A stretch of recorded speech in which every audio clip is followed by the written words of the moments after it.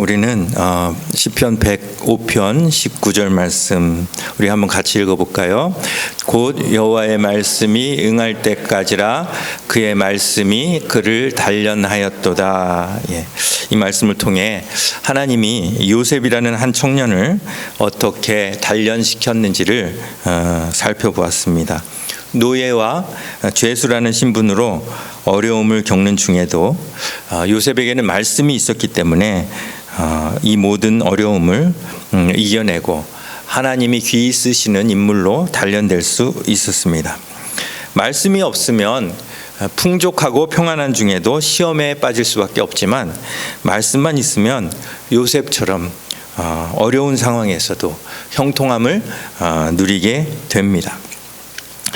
반면 요셉을 미디안 상인들에게 팔아넘긴 형들은 지난 13년 동안 마음이 많이 무거웠을 것입니다.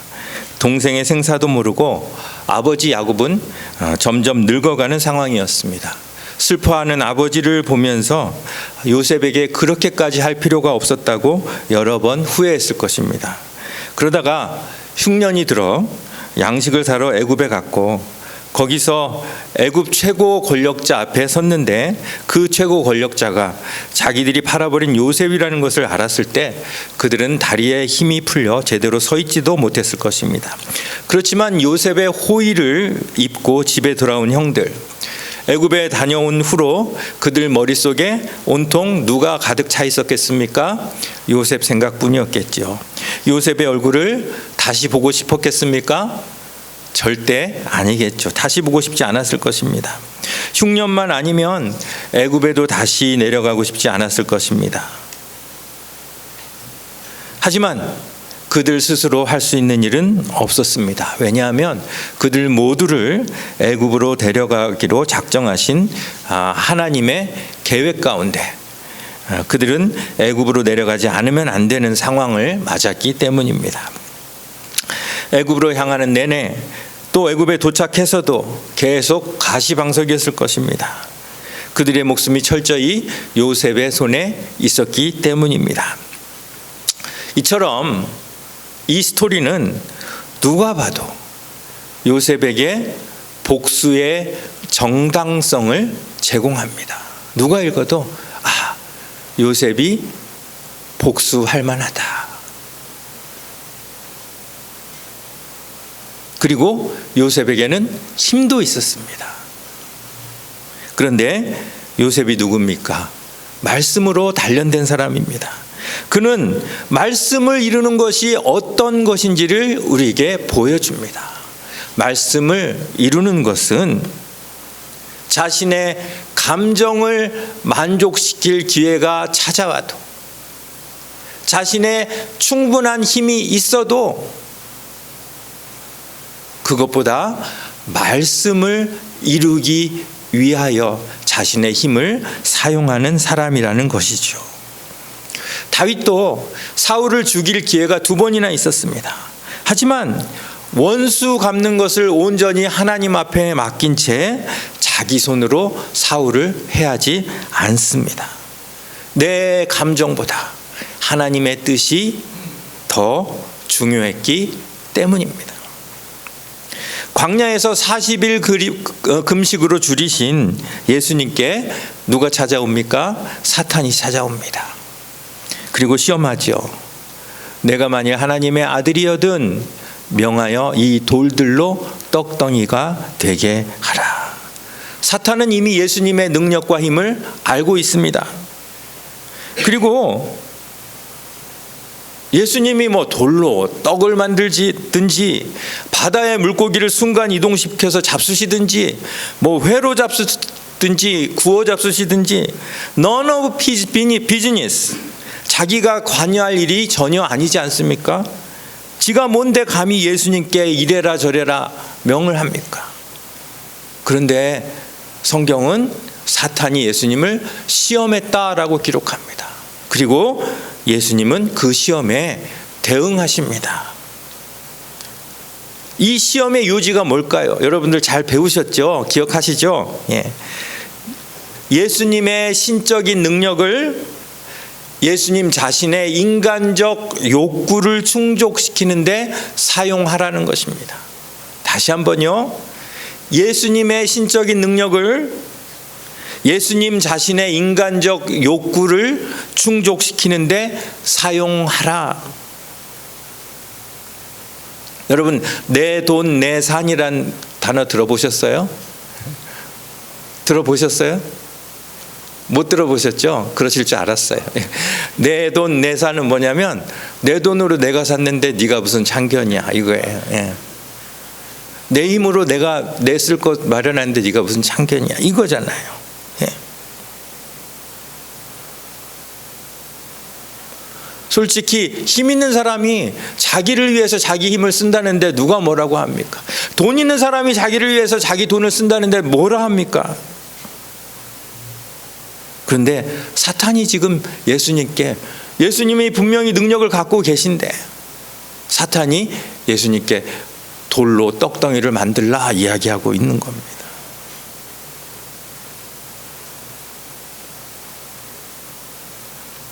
요셉의 상황과 겹쳐지지 않습니까? 요셉에게는 복수를 할 수 있는 정당성이 있었고 또 그가 가진 힘이 있었습니다. 그래서 모든 사람은 요셉이 어떻게 복수를 할까 막 기대를 하고 있습니다. 마찬가지로 예수님도 40일 금식을 했다는 그 정당성과 신적 능력을 갖추고 있는 상황입니다. 마귀는 예수님께 그 신적 능력을 지금 사용해서 지금 배고픔, 그 육적인 필요를 채우라고 이야기합니다.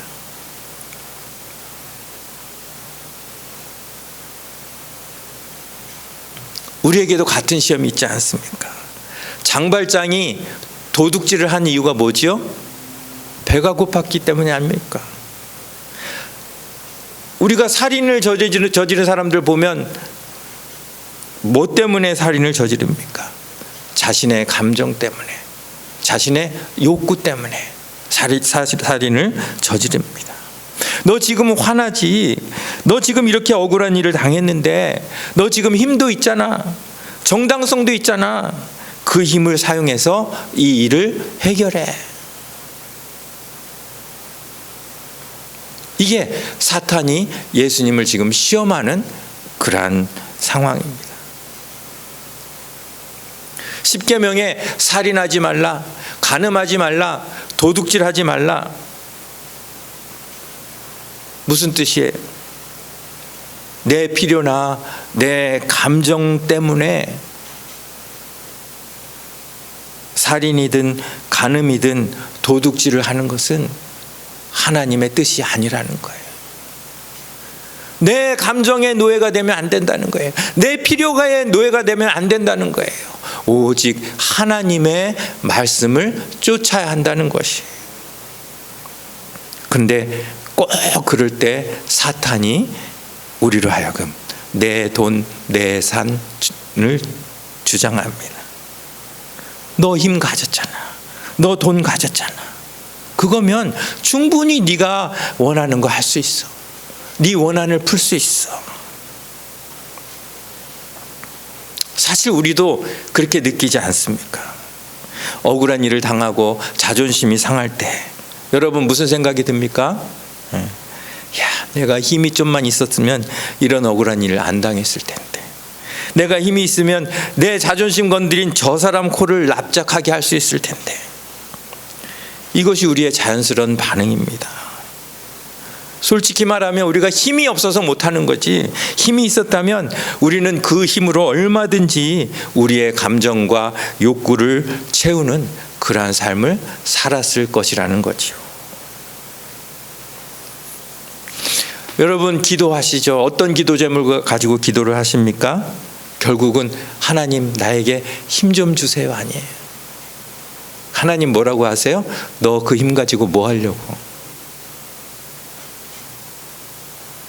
결국은 내 감정, 내 필요, 이거 만족시키기 위해서 하나님 나에게 힘 주세요. 그게 우리가 구하는 것들 아닙니까? 인간은 그냥 놔두면 내 돈, 내 산이 될 수밖에 없다는 거예요. 사탄은 지금 예수님께도 그렇게 하라는 겁니다. 예수님께 그런 힘이 있는 것을 뻔히 알면서 예수님이 그 힘과 권세를 하나님의 말씀과 하나님의 영광을 위해서 사용하지 못하도록,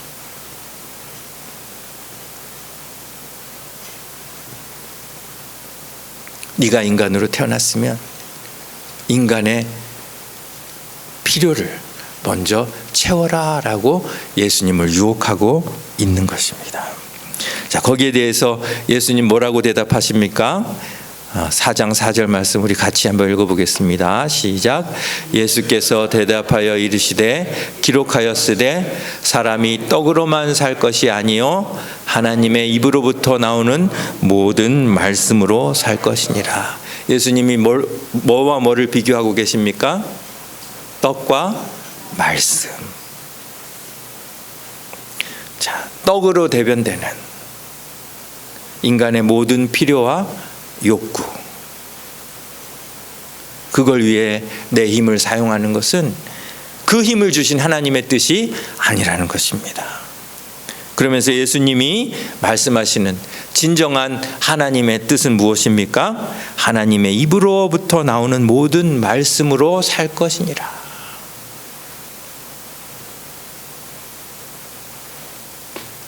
이 말씀은 예수님께만 해당되는 걸까요? 아니면 우리에게도 해당되는 걸까요? 예수님은 그 옛날 이스라엘의 험한 지형을 샌들 하나만 신고 다녔어요. 지금 갈릴리에서 유대까지 거리는 150km, 200km, 차로 가면 2시간이면 가는 거리입니다. 그런데 만일 우리에게 2000년 전으로 돌아가서 샌들만 신고 그 흙길을, 그것도 평지가 없는 거의 산지밖에 없는 그곳을 등산하듯 오르락 내리락 며칠을 걸어가라고 한다면 다들 그걸 어떻게 하나 할 것입니다. 핸드폰도 없습니다. 내비게이션도 없습니다. 수세식 화장실도 없습니다. 에어컨도 없습니다. 컴퓨터도 없습니다. 2000년 후에 우리가 2000년 전으로 돌아가는 것도 이렇게 힘든데 하물며 시공을 초월한 하늘의 영광스러운 자리에 계시던 예수님이 샌들만 신고 험한 산을 오르락 내리락 하셨다면 그 불편함이 얼마나 크셨겠느냐 말이에요. 저 같으면 순간 이동 능력을 쓰고 싶은 생각이 날마다 생겼을 것 같아요. 그렇지만 돌로 떡을 만들라는 그 시험 앞에서 떡보다 말씀을 외치신 예수님이시기에 자신의 필요를 위하여 신적 능력을 쓰고 싶은 그 어떤 유혹도 다 물리치시고 오롯이 하나님의 말씀을 이루기 위한 신적 능력을 사용하셨다는 것입니다.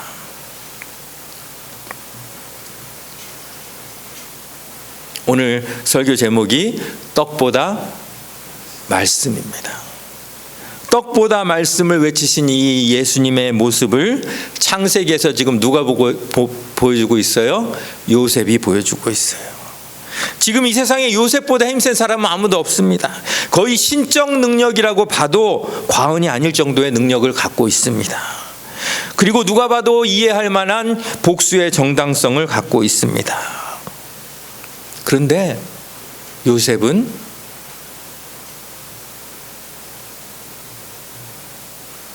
그 힘을 예수님과 똑같이 자신의 필요를 위하여 사용하지 않았다는 것입니다.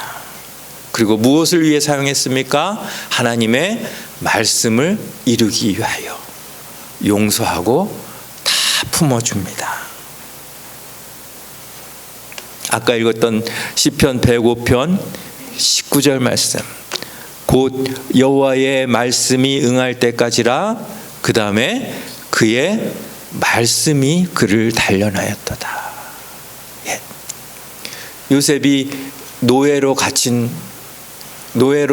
사는 동안, 감옥에 갇힌 동안 그에게는 육신의 필요가 있었을 것입니다. 감정과 이런 모든 것이 포함된 떡이 있었을 것입니다. 그리고 그와 늘 함께하는 말씀이 있었을 것입니다.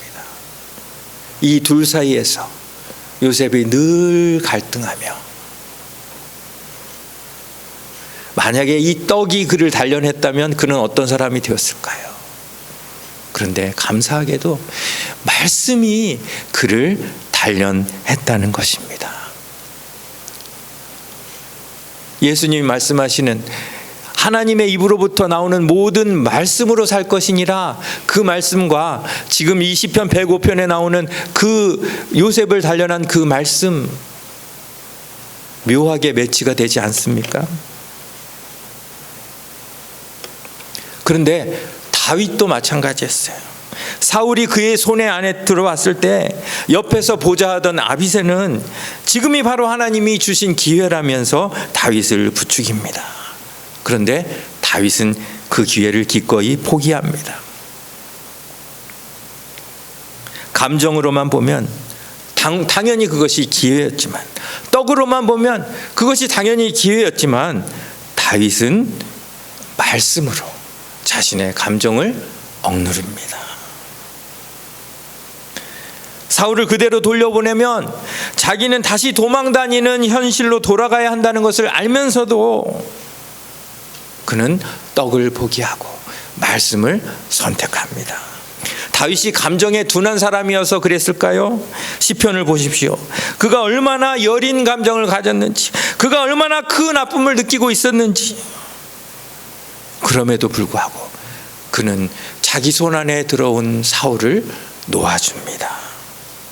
떡보다 말씀이었던 것입니다. 자, 요셉과 다윗과 예수님, 이 세 분의 공통점이 발견이 되죠. 뭡니까? 떡보다 말씀이었다는 것이. 사실은 성경 전체가 우리에게 말씀하시는 메시지가 바로 그거예요. 떡과 말씀 앞에서 너는 무엇을 선택하느냐. 예수님이 첫 번째 받으셨던 그 시험. 그런데 예수님은 무사히 통과하셨는데, 요셉도 통과하고 다윗도 통과했는데, 얼마나 많은 사람들이 예수님을 믿는다고 하면서 말씀보다 떡을 택하는 그러한 삶을 살고 있냐는 말입니다. 사울 왕 보세요. 그는 하나님이 주신 힘을 가지고 자신의 필요와 자신의 감정을 충족시키기 위하여 사용합니다. 수천 명의 군사를 데리고 다윗을 쫓습니다. 수천 명의 군사가 이동하는데 얼마나 많은 비용이 들었겠습니까? 왕이 아니라면 감히 감당할 수 없는 비용이었습니다. 그런데 하나님이 주신 그 힘을 말씀이 아니라 떡을 위해서 사용했을 때 하나님은 그를 패하십니다. 패하셨다는 것은 주셨던 힘을 거두어 가셨다는 말씀입니다. 떡보다 말씀이 아닌 말씀보다 떡을 선택한 사람의 결말인 것입니다. 자, 우리는 지금 요셉은 총리였고요, 다윗은 왕이었고요, 예수님은 메시아였어요. 너무 큰 직책과 권세만 이야기해서 우리와는 동떨어진 별 실감이 안 나는 그런 이야기라고 생각하실 수 있지만, 아무리 작은 힘, 아무리 작은 권세라 해도 떡보다 말씀이라는 이 원칙은 이 세상 모든 사람에게, 모든 성도에게 주어진 그런 하나님의 법칙이라는 것이죠. 사실 우리는 내 돈 내산, 내 돈 가지고 내가 이거 사는 거 무슨 상관이냐, 내 힘으로 내가 이거 하는 거 무슨 상관이냐, 내가 가진 것을 나의 만족을 위해서, 나의 필요를 위해서 사용하는 것이 당연하다고 생각을 했어요. 그런데 그것은 사탄의 지배 법칙이에요. 하나님의 뜻은 그것이 아니라는 것이. 만약에 그것이 하나님의 뜻이었다면 예수님도 당연히 그 자리에서 내돈내산 돌로 떡덩이를 만드셨을 것입니다. 예수님이 돌로 떡덩이를 만들지 않는 이유, 다윗이 사울을 죽일 기회를 그대로 흘려보낸 이유, 요셉이 형들에게 복수하지 않은 이유를 우리가 이 시간 생각해 보아야 할 것입니다. 자, 그리고요, 지금 요셉하고 다윗 얘기에는 사탄이 등장하지 않지만 예수님 이야기에 이제 사탄이 등장하지 않습니까? 자, 사탄이 어떤 반응을 보였을까요? 우리가 말씀과 떡 중에서 떡을 선택 안 하고 말씀을 선택했을 때 사탄이 어떤 반응을 보였을까요?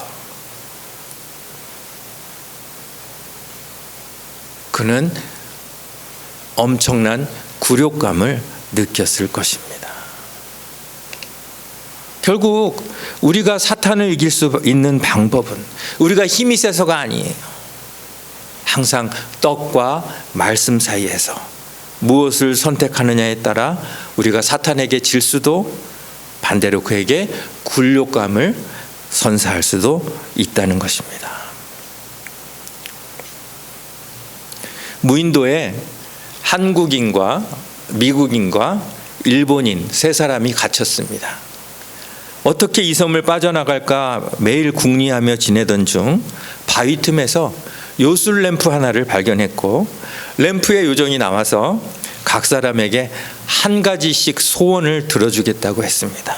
미국인은 자기가 미국 큰 회사의 사장인데 자기가 없으면 회사가 안 돌아가니까 당장 회사의 사장실로 자기를 데려다 달라고 이야기했고 소원대로 그는 순간이동으로 미국에 있는 회사로 돌아올 수 있었습니다.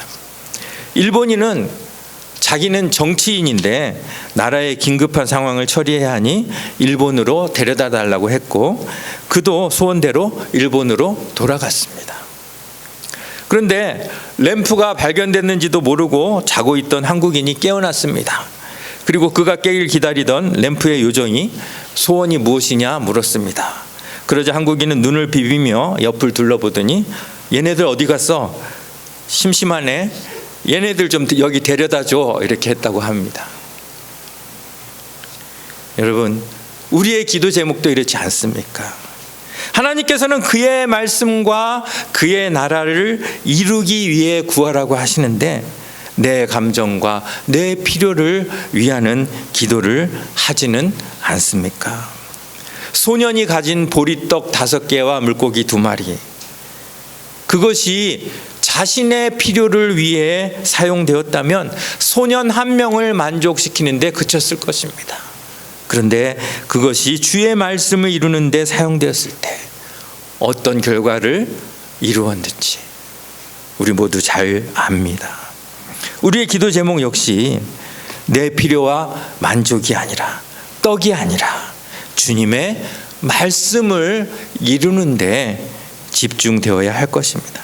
물론 만들어낸 얘기예요. 그런데 한국인의 이 단순한 소원이 미국인과 일본인의 사명과 인생 전체를 다 망치지 않았습니까?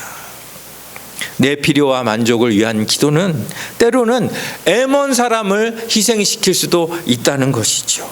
우리의 기도 제목이 바뀌어야 하는 이유입니다. 떡보다 말씀. 형들을 용서한 요셉의 용서가 정말 위대해 보이지만 사실 이거는 그냥 떡보다 말씀을 위한 삶을 살다 보면 저절로 얻어지는 결과일 뿐입니다. 용서도 사랑도 이 모든 것이 떡이냐 말씀이냐 그 가운데서 우리가 무엇을 선택하느냐에 따라 나오는 결과라는 것입니다. 오늘 이 말씀을 통해서 우리의 인생과 우리의 기도 제목이 떡에서 말씀으로 온전히 전환되는 바뀌는 그런 은혜가 있기를 간절히 바랍니다. 기도하